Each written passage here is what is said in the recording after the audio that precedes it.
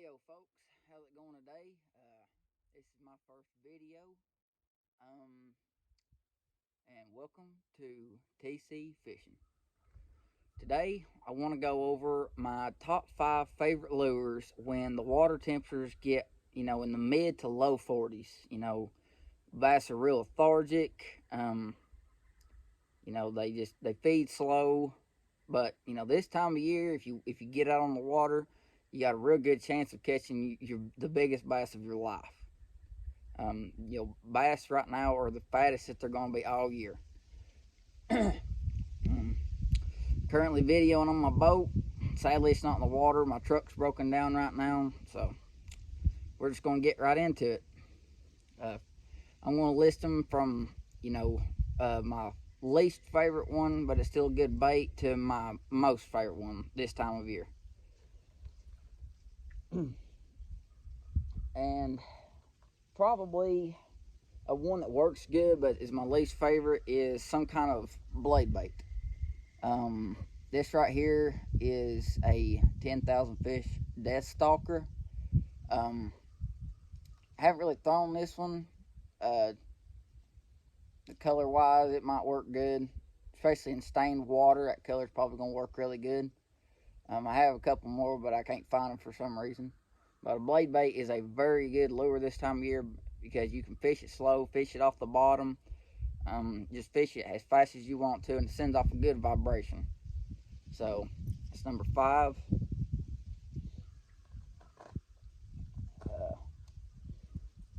Number 4 is going to be a rattle trap. These baits this time of year, and especially into the spring, just absolutely crushes fish.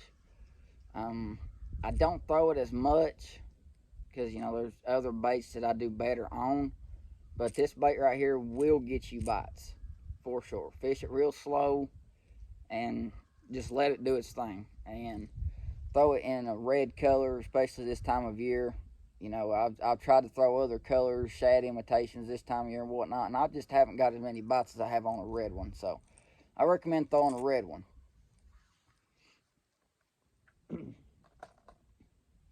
My third bait on the list is going to have to be a chandelier or Alabama rig. Some people call it an umbrella, but I like to call it an Alabama rig. What this bait does is, it's pretty simple. It looks like a small school of shad. You'll have to check in. You can look up Alabama laws, Alabama rig laws, in your state. Some states this bait is completely illegal, and certain states you can only have a certain amount of hooks. Luckily, I live in Virginia, and there is actually no limit on hooks in Virginia, so I could actually double this thing up. Get a five wire umbrella rig and the middle wire and hook to this one and swim it in a monster one. And when I get done talking about baits, I'll go over what rods I like to throw these on and line selection. But that right there is number 3. Number 2 is just a Ned rig. Just your simple old Ned rig. I like to, this one personally is the Googan Squad Rattling Ned.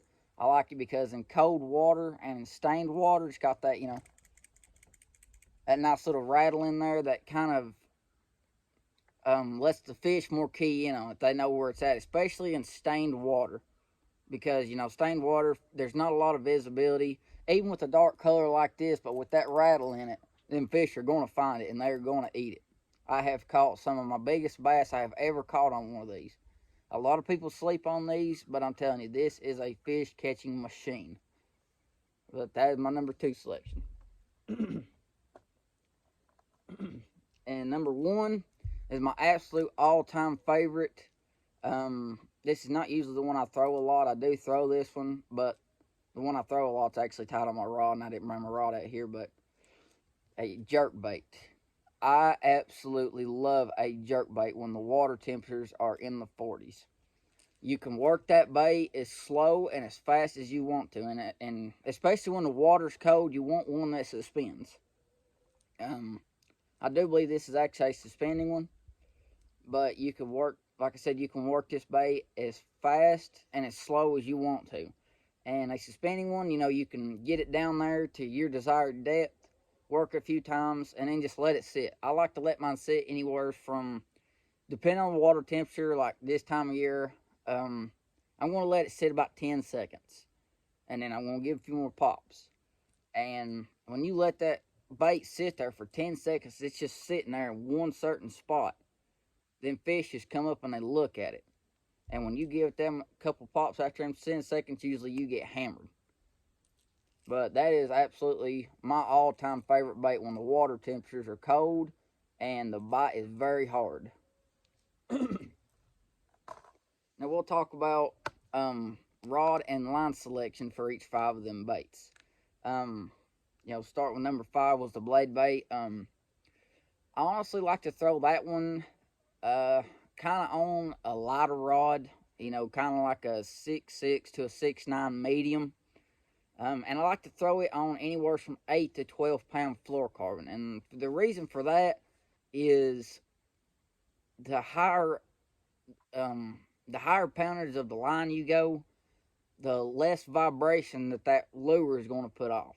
And especially when the water's cold and you got dingy water, the more vibration that bait can put off, the more bites you're going to get. And number 4, the rattle trap. That one's kind of, personal preference. But me personally, I throw a rattle trap on straight 12-pound fluorocarbon.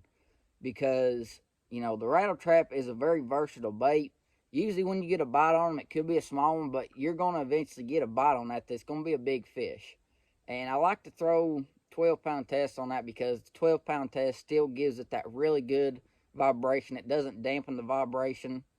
But if you hook into a big fish, you're not going to snap your line. So that's what I like to throw with a rattle trap. Number 3 being the Alabama rig.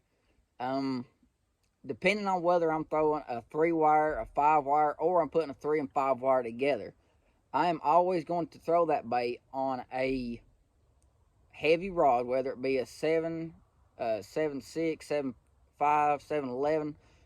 I'm always going to throw it on a heavy rod and on a fast reel. The reason being, some people like to throw it on a slow reel. I like to throw it on a fast reel. Because if you're throwing over brush and you bring it back across the top of brush, and a fish hits that, they're going to want to take it down. So you have to have that fast reel to crank them fish out of there and get them away from that brush pile. And line wise, I'll throw it on straight 65-pound braid because I kind of use a heavy for 2. I punch with a heavy and I throw an Alabama rig on a heavy, and every now and then my big swim baits, my really big swim baits. But I'm always throwing it on a heavy rod, fast reel, and 65-pound braid. I talk about reel on the rattle trap. I missed that. But on the rattle trap, I usually throw a slower reel. I do 6.3 to 1, 6.5 to 1. Somewhere in there because I've caught myself a lot, especially during cold weather. I'm reeling that thing really fast. I catch myself reeling that thing really fast, especially with a high gear ratio reel. You're not gonna get that many bites. So if you do catch yourself reeling that bait really fast, but you got a slow gear ratio reel, that bait's really not moving as fast as you think it is. So there's that. And on a blade bait, I like about a 7:1 gear ratio on a blade bait. You can also throw it on spinning tackle. I have had very good luck doing that, but I usually throw it on a 7:1 gear ratio reel. And the reason being for that is, sometimes, I'm hopping it off the bottom and stuff like that, and when a fish bites it, I want to get them away from the bottom as quick as possible, away from rocks, away from brush piles and stuff like that. So, we'll move on to number 2, which is the Ned rig. I like to throw the Ned rig on a spinning combo. I've seen some people throw them on bait casting combos. I absolutely despise that. It's just one of them things. It's just a finessey bait. I do not like throwing them on casting combos. So I throw mine on straight spinning combo. Usually like a what's the normal one, like 5:2 to 1 gear ratio. Just your standard spinning combo. I use a 6.6 medium, I believe, in a spinning combo, and I throw that on. I have 15-pound braid connected to a 6-pound fluorocarbon leader. That's just kind of personal preference. You can fish 6-pound fluorocarbon, 8-pound fluorocarbon. You can all go all the way up to 8-pound fluorocarbon, but I like throwing 6-pound fluorocarbon because, especially during the wintertime, you're working that bait extremely slow. I mean, extremely slow. And you want that fish to come up to it, but you don't want them to be able to see your line. If they see your line, they're not really going to bite it. So I like to go light line because I'm moving that bait so slow. And for bait number 1, which was the jerk bait, I think I already said this, but I like to throw a jerk bait on a 6.6 to a 6.9 medium, and I like to throw a jerk bait on a 6.3 to 1 to a 6.5 to 1 gear ratio. I don't want to work that bait too fast, and a slow gear ratio really helps me do that. Helps me make sure of that. And on a jerk bait, people have different preferences. Some people throw it on 8-pound fluorocarbon. Some people throw it on 10-pound fluorocarbon. Some people throw it on 12-pound fluorocarbon. Me, I fish it straight 12-pound fluorocarbon all the time. I will never go less. I will never go more on a jerk bait. I just feel like 12-pound fluorocarbon is that perfect all-time jerk bait line weight. I mean, it helps the bait get down there really good, and it gives it great action. And I feel like 12-pound test is just the all-time best. But well, that's going to conclude this video. Hope y'all liked it. Subscribe, like, leave a comment.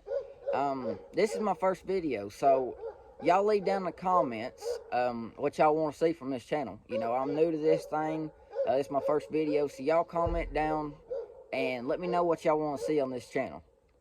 But for now, appreciate y'all. We'll see you next time.